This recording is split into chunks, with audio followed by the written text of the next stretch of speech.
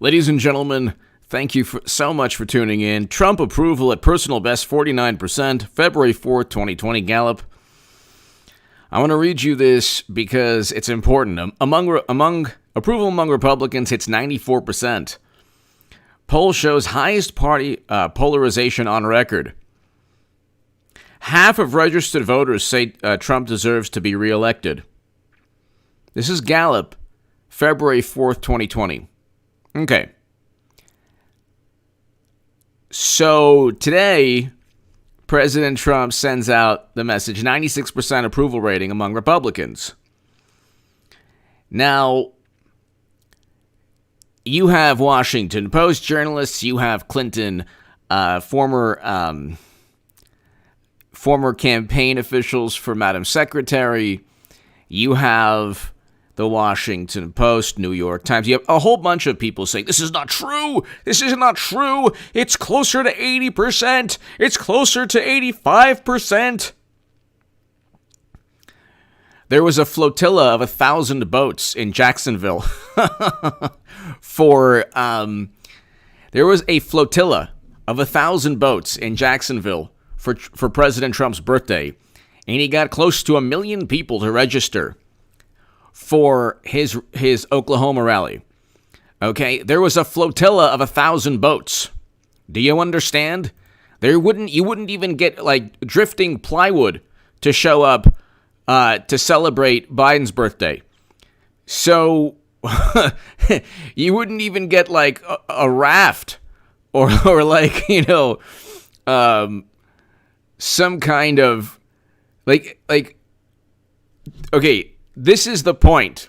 The point, ladies and gentlemen, and to my super chat, thank you so very much. And also subscribe to H.A. Goodman's other channel. You're not getting 1,000 boats. You wouldn't even get a bed of seaweed. Drifting plywood wouldn't it's like you wouldn't a school of guppies wouldn't show up for Biden's birthday. Do you understand? And you have 1,000 boat flotilla. Okay, it's like the Spanish Armada shows up for Trump's birthday. And then you get like, people like jumping out of the Titanic showing up for Biden's. But they don't understand. Subscribe to H.A. Goodman's other channel. Also, ladies and gentlemen, that's below in the pinned comment. But they don't get that President Trump either is quoting internal polls, or he's making it up, or he's not. This is the issue. The issue is he's around 90%. Let's say he's 85%. Because they say 83%, some say 85%. Let's say he's 85 to 96%, somewhere within that range. That is generally better than Biden is doing. First of all, Hillary Clinton's going to be nominee. Share my Times of Israel article below. Hillary Clinton, not Biden, will be nominee. And share my Huffington Post article. Hillary Clinton 2020 is a reality. Get ready for 8 years of Trump. Now, the big problem is that they don't understand. Jimbo!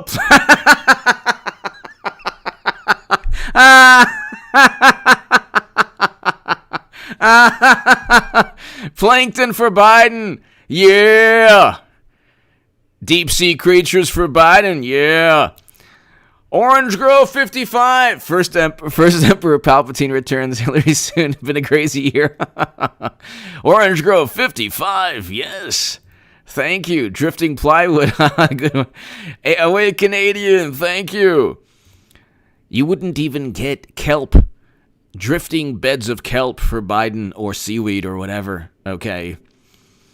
Eric H526. Hello. Hello, Eric H526. Thank you. So, the real issue, ladies and gentlemen, is the following. They don't understand why anyone would vote for President Trump. The polarization is one-sided. I don't I don't care if someone votes for Hillary Clinton this year. I don't. I actually really want them to. I really want them to, especially the people who say they're never Biden people. They will be I'm with her people very quickly. Very, very, very quickly. Okay? But, like, the obsession is one way. I don't care what they think and what they do. They can really say whatever they like on Twitter. I don't really care. I'm not on Twitter.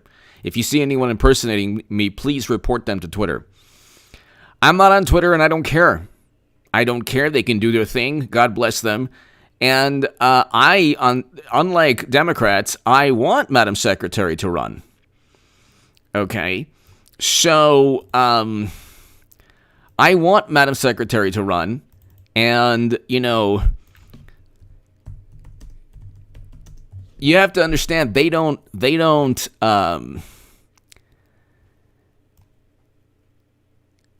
like, President Trump, they don't get it. Like, Trump has 1,000-boat flotilla, and they can't even get a dinghy to celebrate Biden's birthday. Like, one dinghy, like, hey.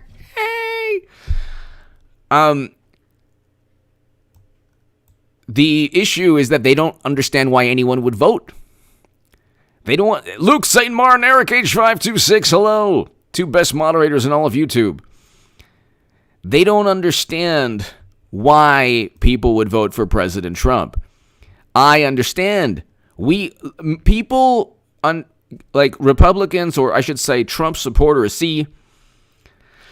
Democrats are under the impression as well that the Mitt Romney, Marco Rubio type person is a Trump supporter. Or I should say they're under the impression that Mitt Romney runs the Republican Party.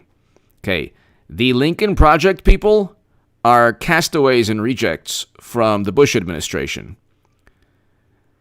These are people who used to be part of the Bush administration. Or these are people who believe that Bush's foreign policy is good, still relevant. Okay, they don't run the Republican Party. Okay, the former Republicans who, like, on Twitter, because I don't have Twitter, but I see what's going on. Like I said, if you see anyone impersonating me, they're breaking the law. Please go ahead and report them to Twitter. But I take screenshots also. But you have to understand, it's not like there's a huge disconnect. They're getting themselves overconfident. They're in their usual arrogance. They're appealing to these polls. The appeals to authority are hilarious because the polls were so off and they were so wrong, and they underestimated the support for President Trump. And they're doing the same things over again. This time, though, they have a placeholder in Biden. Madam Secretary is going to be the nominee. They're not rolling with Biden. And furthermore, when they say Trump is down by 14 points or 10 points, when it comes to the economy, he's up. When it comes to independents voting on the economy, he's up within those polls by 16 points, according to the CNN. Then they ask Democrats, like 50 or 60 or 70 more Democrats than they do Republicans, or at least like 30 to 40 more Democrats than Republicans. And the Republicans who answer the phone, yes, CNN, hi, honey, put down the Mitt Romney poster, a framed poster of Mitt Romney. It's CNN. Yes. Oh yeah, I'd love to. CNN, how long? For 2 hours? Okay, no problem. Yes. Trump, don't like him. No, bad. Yeah, Mitt Romney's the best. Who are these people? Who are these Republicans that are spending a half hour on the phone? Who are these Republicans spending, like, time on the phone? So it's like, you're looking at completely flawed information. It's so warped. It's so warped. They don't get that their people are voting for President Trump for a whole bunch of different reasons, from the economy to foreign policy to the fact he goes up against Hollywood. They don't care also if people are shocked and outraged. Most Americans are upset that they've lost their jobs. Most Americans are focused on economic recovery. They don't care about what people say. They don't care about what social media says. They're focused on their pocketbook. Rightfully so. Rightfully so. They're focused on their pocketbook. They're focused on trying to regain a foothold in their lives. And they're voting for President Trump because they know that he's going to preside over a good economy. They might not like his personality, or they might like I like Trump's personality by and large is hilarious and I love it. The only thing I would say to President Trump, and if anyone is just, if anyone in the Trump administration or anyone close to the administration ever listens to me, I would simply say, going into November, do not get, if there's a female actress or politician or that's not Madam Secretary or Elizabeth Warren or, the Madam Secretary's vice president, because it's not going to be Biden. It's not going to be Biden. Biden is horrendous. How any Democrat could think that he's actually going to be nominee, that's bizarre. That just shows the Children of the Corn cult-like allegiance, this blind loyalty. But I would just say to President Trump, do not get into a big rift, because they're going to try to elicit some kind of reaction, and then they're going to be apoplectic and hysterical and seething and fuming as always. So I would say just, the reason I say this is because they're going to try to elicit a reaction. But anyway, whatever. I mean, he knows what he's doing. He's going to win again, and they don't. The polls are even worse than they were. They're even worse than they were in 2016. They don't understand. The problem is that Democrats don't understand why. They don't understand, but this is the real issue. They don't want to know. They have no interest in knowing why anyone would vote for President Trump. And when you give them an answer, they completely disregard it, and it's like it's like you're speaking to a wall. They don't care. And I understand why Democrats vote the way they do. I understand what they find important, and I understand also what they don't care about. They don't care about foreign policy. They don't care about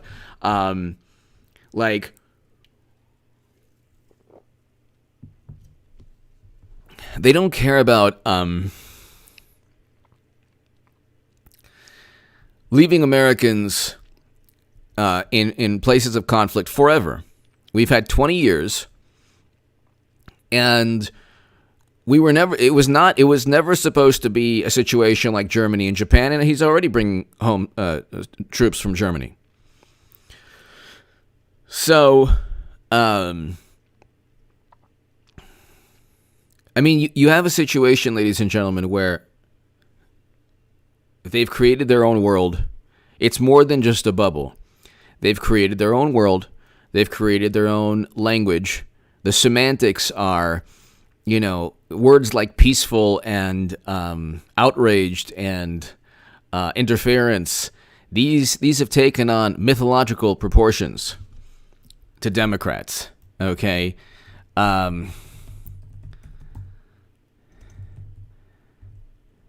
You're talking about people who don't have the same value system at all times, and so when it's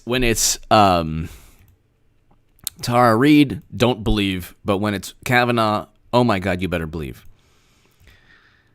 And if it's a Green New Deal resolution, oh, that's great. Legislation, not so great. So it's like when Biden says the "you ain't" comment, that is not seen as the most bigoted, offensive comment. It's just, oh, well, Trump is worse. And actually, there's nothing Trump has said that's even worse than that. And most of the things they're outraged over, it's like, well, Trump meant this.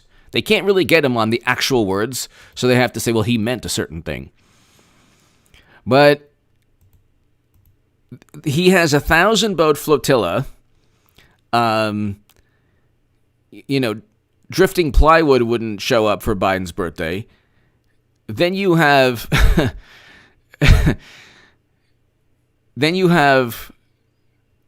1 million people, 800,000 to 1 million people sign up for the Oklahoma rally.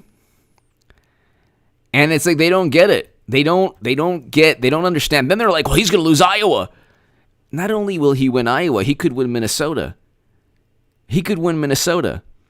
And you've told your voters on the Democratic side that if they go out, they'll spontaneously combust because of the pandemic. And then you've given them Biden, who is as inspiring as watching paint dry or stubbing your toe late at night into furniture. And so, like, what on earth? How on earth are these polls showing that Biden is up? There's nothing that he's actually said or done that has created any enthusiasm among Democrats.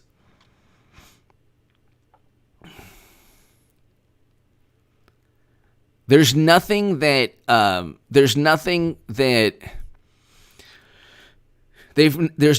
he said or done. Like, so you go from 94% approval. So you have people like, you're about to lose Iowa. That approval rating doesn't mean anything. They're going to lose again. They're going to lose again. Just like they lost in 2016.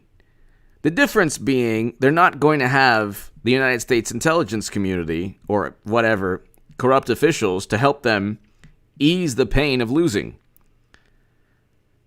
So now, like, you got to ask yourself, what happens?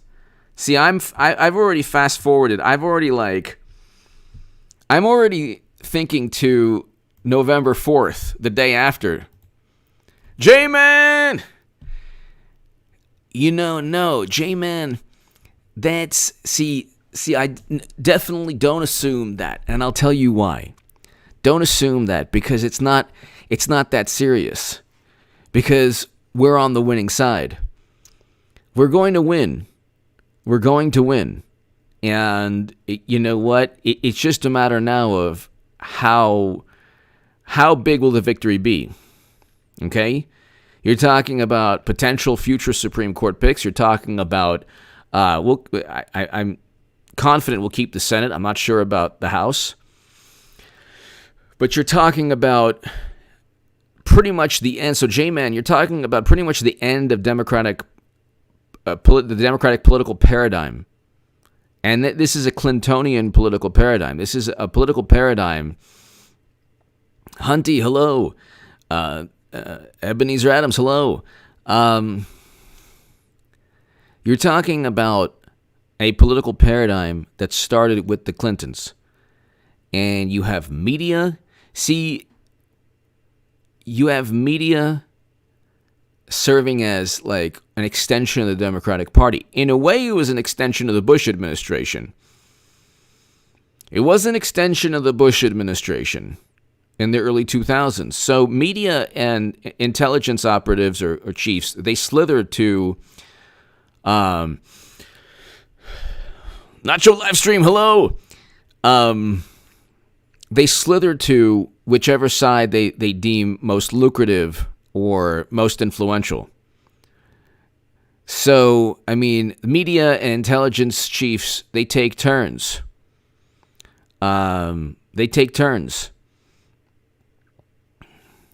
Sometimes it's the Republican Party, like the early 2000s. Now it's the Democratic Party. But I'm not a fan of political parties because there's this bizarre cult, tribalistic, cult-like allegiance that they demand, and it's really completely lame. That's why when you hear, like, when you see these debates among liberals, I'm not even gonna give you the names, but like I've seen these debates, and like one more like establishment person will be like, well, the Russians, they stole the election from Clinton, and then the other person will not call them out. So the other person who doesn't really believe it is like cornered. They won't say, well, did you read the ODNI report? Did you read the ODNI report that says that they're only moderately to highly confident? There's no evidence, actually. And did you realize that Clinton purchased the Steele dossier? And did you realize that CrowdStrike, the CEO, doesn't have concrete evidence? So, Miller, chill more! They should have waited for Madam Secretary to join before cooking the polls. Now everybody knows for a fact they're fake. Exactly. Great point. Miller, chill more. Exactly. This is the end of the current paradigm where these appeals to authority. All of their arguments are based on appeals to authority. Okay? But you can't make a logical argument if all your arguments are appeals to authority and you don't have any evidence, then you're not really making an argument, and there's no logic there. You can't say, well, Trump is on the ropes, look at the polls. Well, the polls are cooked. Just like they were in 2016. Then when they say, Miller Chillmore, when they say, well, the polls, they predicted the popular vote. Yeah, she outspent Trump 2-1. So, she outspent Trump 2-1. What do they expect? Miller Chillmore, great point. You look at, what is it about, I want to know what it is about Biden that makes him 14 points up. The protests were not like everything that took place in Minneapolis, George Floyd being murdered. That's not Trump's fault. Then they say, well, his response, his heavy-handed response. What, his tweet? His mean tweet? The U.S. Park Police had officers hospitalized, so you can't say that these people it was completely peaceful. No, the U.S. Park Police had officers hospitalized. Notice how they went from that to Trump drinking water to now a book from a former, the homeless walrus, I call him. And then you get like they don't have anything on Trump except contempt. And this is probably the worst, aside from a period in the United States history referred to as yellow journalism. This is the worst time for journalism. This is one of the worst times for journalism in American history. It really is. It really is.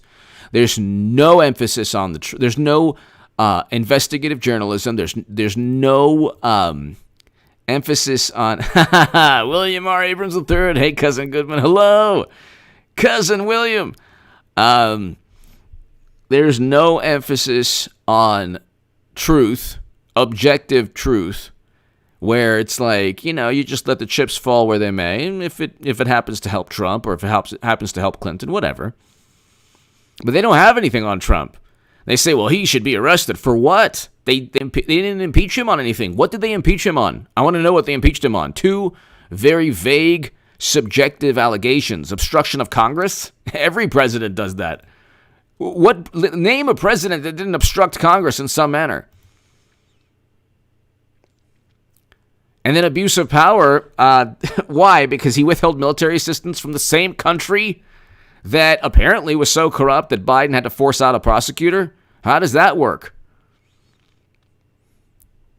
So they're just so, you have to also, ladies and gentlemen, you will be light years ahead of everybody when Hillary Clinton becomes nominee. And they do away with Biden. And she loses again to President Trump. The day after is going to be very interesting. The day after is going to be extremely, extremely interesting. You're going to, you're going to look and it's like you're going to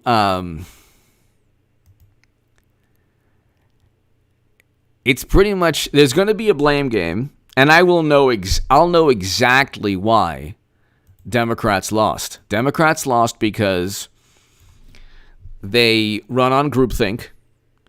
It's like a very dysfunctional, unhealthy high school crowd or middle school crowd that only cares about image. They don't care about truth. They don't care about winning an argument. They care about mocking and denigrating and undermining people. And yes, I see this on the left. That's what they're doing to that journalist Michael Tracy. That's what they're doing to him. They can't refute a lot of his arguments. Although I don't agree with a lot of the things he says, but actually because they're actually favorable to the Democratic Party. See, the funny thing is, he's a journalist that actually is defending the Democratic Party to a great extent. Or what he does also is he calls out the hypocrisy of the left, which is actually a very good thing if you were a Democrat. It's actually a very good thing. So he does two things. I mean, some of his articles are just, like defends the Democratic Party. Like, for example, he wrote an article basically trying to undermine Tara Reade's allegations, which I didn't agree with. But then he writes a whole lot of things about why Bernie Sanders lost and why the left doesn't really engage in logical arguments. And a lot of the things he says are accurate, okay? Instead of having good-natured debates, what takes place on the left, and I saw this when I was on the left a long time ago, you get this apoplectic, hysterical, seething, fuming, indignant, livid response. It's more about, it's like a person leaving a cult, and it's not about debating. It's just about, okay, you are now the opposition, and you need to be silenced and mocked and denigrated, and your arguments shouldn't even be addressed. First, you need to be cut down and mocked and marginalized and silenced. And then probably never will we ever address your arguments, but they're so absurd, they don't need to be even, discussed or debated. That's the way the left works. That's why they'll lose. That's why they'll lose. Again. But you have to also understand one thing that I was thinking about. Don't think that Madam Secretary won't run again in 2024. I think that Hillary Clinton will run again in 2024. Don't think that if they lose again with Clinton, that they're going to find somebody to rebuild the party. Don't think also if they lose again with Clinton that they'll dislike Trump or their contempt for Trump will dissipate. Like, they're going to lose again, and they're going to work themselves up into this, hubris and arrogance and overconfidence. So when they lose, they can fall back and say, but you know what? There had to be something wrong because all the signs pointed to us winning. So this means Trump cheated. Because that's the way their minds work. They can't possibly lose again, but they won't accept defeat. You got to understand something. Like the Iron Sheiks, like, I'm going to make you humble. They'll never be humble because that's not part of their thought process. If they were to look in the mirror and say, my God, everything we stand for is pretty much public relations and appeals to authority figures like James Comey and polls that are always wrong and Steele dossiers that are literally purchased by our side. Like they can never say that Trump didn't benefit from Russia because they have to fall back on that, and they can't even quantify how Russia helped. And if you ask them, well, how did Russia help? They say, well, they infiltrated the DNC. Well, what were in those emails? Well, they were embarrassing. Well, what was embarrassing about them? Well, you mean Bernie Sanders was cheated? That's what you don't want people to know. That's what you think Russia That's what you think Russia hacked the DNC, but they weren't smart enough to go after Clinton's email servers. with top secret intel. No. They're not smart enough to do that, but the DNC, that's where it was at because they're so afraid. J-Man! They'll go back to Russia months before election. Exactly. They have the playbook, and don't think, like, I was actually thinking, what's going to happen? What's going to happen when they lose again? What's going to happen when they lose again? Are they going to rebuild? But if they were to rebuild, that would that would insinuate that they actually want some kind of, they want to make the country a better place.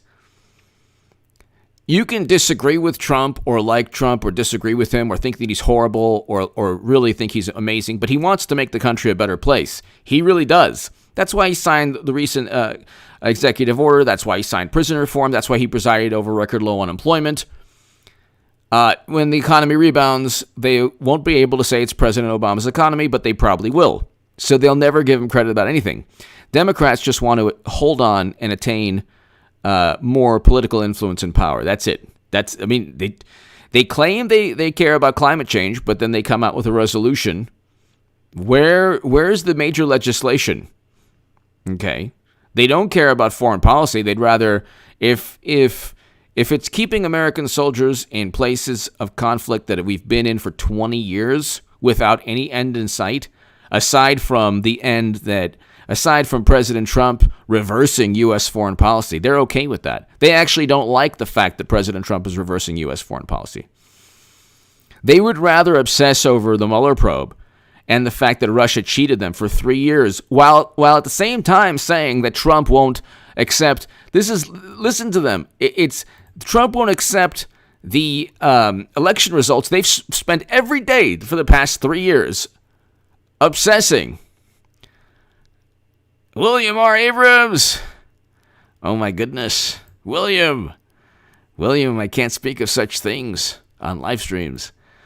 But, William, thank you. But you have to ask yourself, like, it's really easy to see what's going on, but then it's like a bit complicated to kind of, like, I wonder where are they going to go after November? Are they going to continue disliking Trump? Old school dad man. Democrats haven't changed in over 30 years. Old school dad man.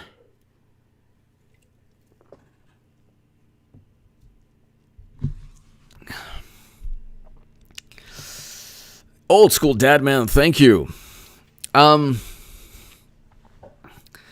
I think that, I mean, you're right about when you look at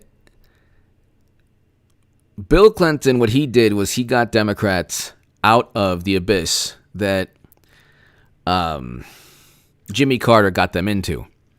After Jimmy Carter, you had Reagan for 8 years, and then you had Herbert Walker Bush. Then you had Bill Clinton. And finally, Democrats were back. And then he went 8 years, and they were relevant again. They were back, and Bill Clinton brought them from out of the abyss. Then you had Bush for 8 years. Then you had President Obama. But then something happened to media. Then Madam Secretary ran for president, and then something happened to media. We have never had as much petulant, malicious, just sensationalized, overtly biased reporting. I don't think not since the era of American politics or journalism called yellow journalism. Or I should say not since the early 2000s with the Bush administration. But at least, I don't want to get into it, but that was using the a horrific event that you can't even talk about, and kind of, building on all the emotions, manipulating the emotions from that horrific day. So, but this is just an election loss. Democrats just lost an election. And then you had Donald Trump. So Democrats are just going up against somebody they find offensive. So I don't know. It's interesting. I mean, it's kind of difficult to. It's kind of boring to hear, I'm sure, but like, thank you, old school dad man, Chad Swans. Democrats and media are setting up the Trump cheated to win the election. Yep, they are willing to burn down the economy just to prevent Trump. Yep, my wish is after 4 more years we elect the first woman POTUS, Ivanka. I agree with you. I'll take it a step further. Like Ivanka Trump, Donald Trump Jr., any Trump. Because at this point, William Abrams, thank you. I understand. It's okay. Thank you, William. You're the man. Chad, at this point, I don't trust any Democrat. And also, Chad, thank you so much. 1111, yes. Chad, what really inspires me, motivates me to support President Trump is his foreign policy. I have to be honest, if his foreign policy was just like Marco Rubio or Mitt Romney or Madam Secretary, I wouldn't be as passionate. I wouldn't be nearly as passionate. I wouldn't support Democrats, but I wouldn't be as passionate. But the fact that he wants to reverse U.S. foreign policy, that's a big thing. That's a huge thing. But think about, Chad, great point. They're getting themselves riled up. They'll never admit the polls were wrong. They'll never admit the intelligence agency had no evidence. They'll never admit Mueller found nothing to indict anyone on working with Russia. They'll never quantify how Russian Facebook ads or Twitter bots swung the election, even though Madam Secretary was in Arizona a week before. But then you gotta remember, everybody here, all 341 people, Chad, William, everybody, old school dad man, are they going to be embarrassed when they lose? I think the Democratic voters with some sense of reality will be. Then you have the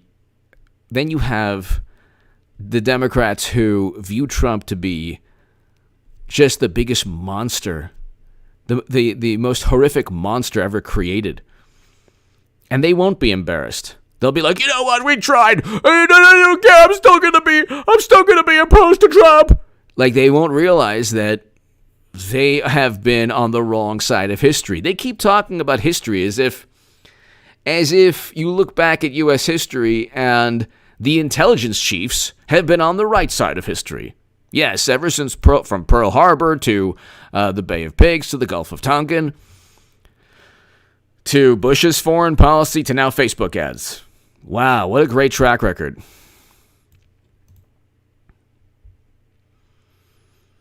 Then you have Biden and this is really hilarious.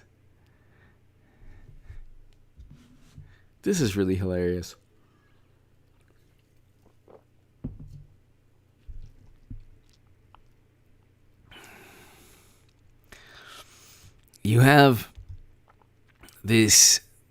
Joe Biden. He's at this sports bar. And there's literally 5 people around him. It's just 5 people. I just wish they would just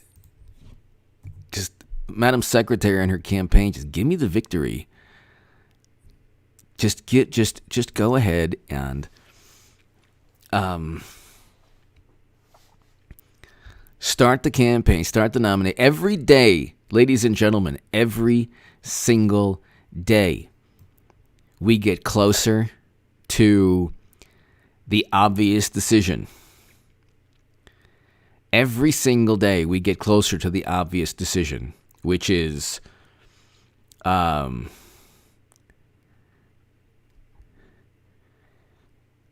can't possibly go with Joe Biden. You can't possibly go with somebody that needs subtitles in their own ads. Doug Barnard! H.A. The leftist youth haven't been taught that the People's Republic has nothing to do with the people. God bless you. That's true. Doug Barnard, thank you. Thank you, Doug. Thank you. Greatly appreciated, Doug. Yeah, this is also like the fact you have so many outlandish statements being made, that is a testament to that's a result of a lack of enthusiasm. The more apoplectic they get, the more hysterical they get. That's not linked to passion or energy. The 1,000-boat flotilla, that's linked to passion. Okay, you get 1,000 boats. Okay, that's not. It's like I'm telling you, drifting plywood wouldn't even show up for Biden's birthday. It's just, you get 1 million people signing up, and they still, the only thing, if they don't get the popular vote, they're done. So I'm like thinking ahead right now. I'm thinking ahead. William R. Abrams, awesome. My podcast saying, please be a guest. You know, I'm honored that you would even ask me. My schedule is crazy, but William R. Abrams, just, you know, it's contactgoodman78@gmail.com. But thank you. Continue with that. That's fantastic. But yeah, I mean, when you look at, ladies and gentlemen, you look at President Trump, they don't understand. They don't understand. Teresa King! Thank you. Teresa King, thank you. They don't understand why anyone would vote for Trump. This is the problem. This is the biggest problem they face. They don't understand why anyone would vote for President Trump. And they don't care. They don't understand, and they don't care. Oh, this is great. Biden calls Trump morally repugnant. Okay.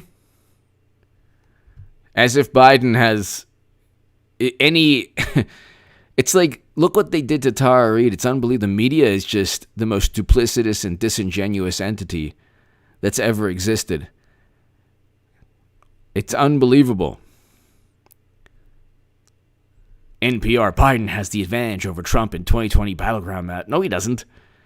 No, he doesn't. There are two things that took place.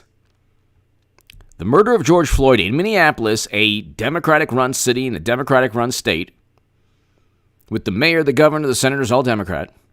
Not Trump's fault. Just like the murder of Eric Garner in New York City. Democratic-run city and state. So you can't blame Trump for that. And then the pandemic, you can't blame Trump for, because 4 to 5 Democratic-run states account for half of the lives lost. Over half. So...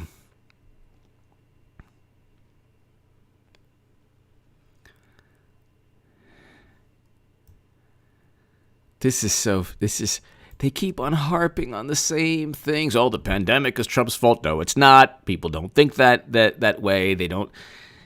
Trump wants to open up the economy. Guess who wants to keep the economy closed? We can go on. They're so clueless and they're so blind. It's unbelievable. So we can go on forever. You look at the polls before the pandemic were actually more accurate because you had a functioning economy. You can't blame Trump for the fact that 4 Democratic-run states account for half of the lives lost in the entire country. They never bring that up. 4 to 5 account for over half of all the lives lost. Democratic-run states. New York, New Jersey, And God bless the people in New York, New Jersey, Michigan, Pennsylvania, and Illinois.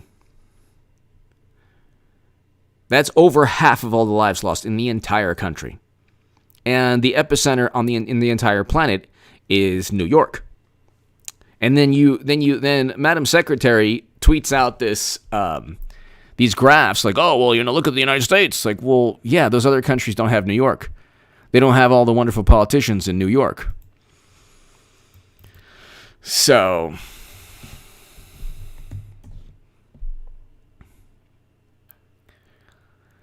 they're not like you have, instead of just don't look, Clinton is going to be nominee. It's going to be the same thing all over again. They're going to lose again.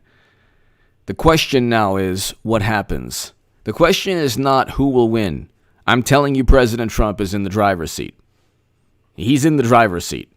Okay? The pandemic and, Minneapolis police taking the life of George Floyd is not President Trump's fault.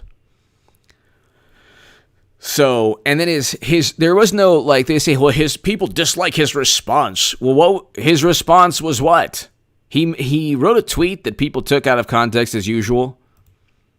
And there's $1.4 billion in property loss.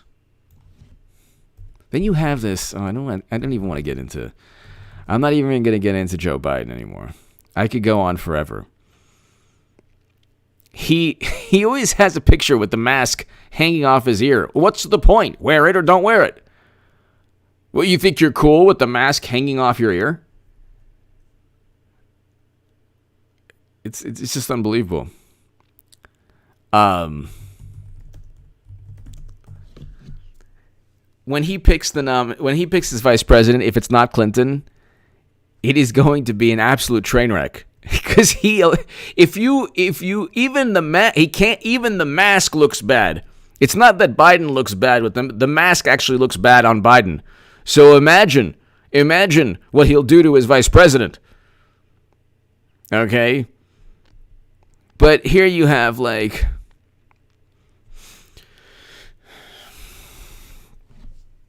Hillary Clinton surprises guests as Hillary Swank's hosted virtual premiere of documentary films. So Clinton every single day is going after Trump, meeting with Hollywood, doing the same things, endorsing candidates. And Biden is like barely going places.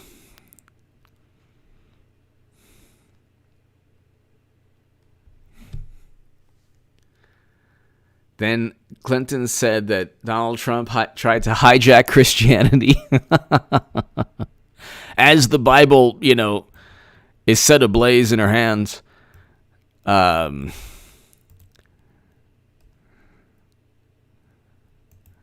It's like they'll never. Oh, okay. Hold on one second. Old school dad, man. It's a one horse race now. Try again, 2024. Love the live streams, HA. Old school dad, man. Thank you. Old school dad, man. Greatly appreciated, as always. It is. Old school dad, man. Thank you. John Black. HA, you're a gift, my friend. Thank you so very much, John. Thank you very much. Thank you for the kind words. And thank you for your support. Greatly appreciated.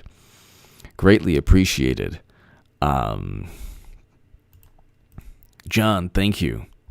Thank you, John. It is going to be very interesting. Ladies and gentlemen, to see how they react. They do not understand Trump, nor do they want to understand anyone that votes for President Trump. They don't care. And when they lose again, who knows what's going to happen? I actually fear for them. Teresa King! Teresa! I don't know, Mr. Goodman. I really think Stacey Abrams is going to be his pick. VP should be interesting. Chuck 2020. Chuck 20. Teresa King could be. It could be. But that's even more confirmation that Hillary Clinton will be the nominee. Well, we already know that Clinton's going to be the nominee. But you have to understand, like, ladies and gentlemen, any female coupled with Biden, it's not going to be, the site is not going to be a great site. It has, I think that two women, Democrats are going to say, look, we have two women. We have two women. And that is that's the choice. You can go with the stodgy Pence and Trump, who, who's, the worst thing that ever happened to humanity. Or you can go with two women, even if you don't like Trump. I mean, it's still history. Come on. So they're going to go with two women. They're not going to go with Biden. They're not going with Biden. It ain't happening. And this is just going to make my call even better, because now everyone's like, "Are you going to give up now?" That's what they tell me. Like, you're still going with that? Yeah, I'm still going with that. You going with Biden? Where are you going with Biden? Nobody knows where you two are going. John, thank you very much again. Thank you. Thank you. I appreciate that. This is a man who said he wants the cure to be worse than the problem. We can go on forever. I mean, he said he wants to run for Senate. I mean, we can go on, cornflakes. This is old news. I mean, just recently, the "you ain't" comment. I mean, at a certain point, I'm telling you, they are going to say, okay, now is the time. Just go ahead and do what you need to do. Christopher! Been watching your content since you had the oil paintings behind you. Keep up the great work, H.A. Christopher, thank you so very much. Christopher, thank you so very much. That is a couple years back. And Christopher, thank you so very much. Greatly, greatly, greatly appreciated. And thank you for always watching. Yeah, John and Christopher, thank you. It's been a fun ride, and thank God I'm no longer being on the left. Let me tell you something. It is the most dysfunctional, unhappy experience. And you're going to see people after the election, they're going to give up on the Democratic Party, because they're just going to give up on it. There's no return on the emotional investment. All they can, Luke St. Martin, Eric H526,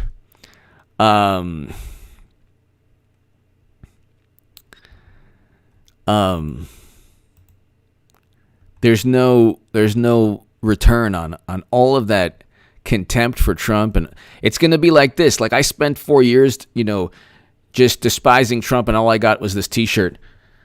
Clinton 2024, we'll try it again. What happened? What will happen next election? That's the next book. Ladies and gentlemen, Christopher, thank you again. Christopher, Teresa King, John Black, thanks so much for the kind words. Old school dad man. I'll be back, everybody. I'll be back. It's 8:18. I'll be back about 10:30, 11 p.m. tonight. And people, ladies and gentlemen, I'll see you all in about 2 hours. It's been fantastic. Check out my articles below in the pinned comment. Subscribe to H.A. Goodman's other channel. I have a great segment up on there. And I'll see you all very soon. See you tonight, everybody, in a couple of hours. Thanks for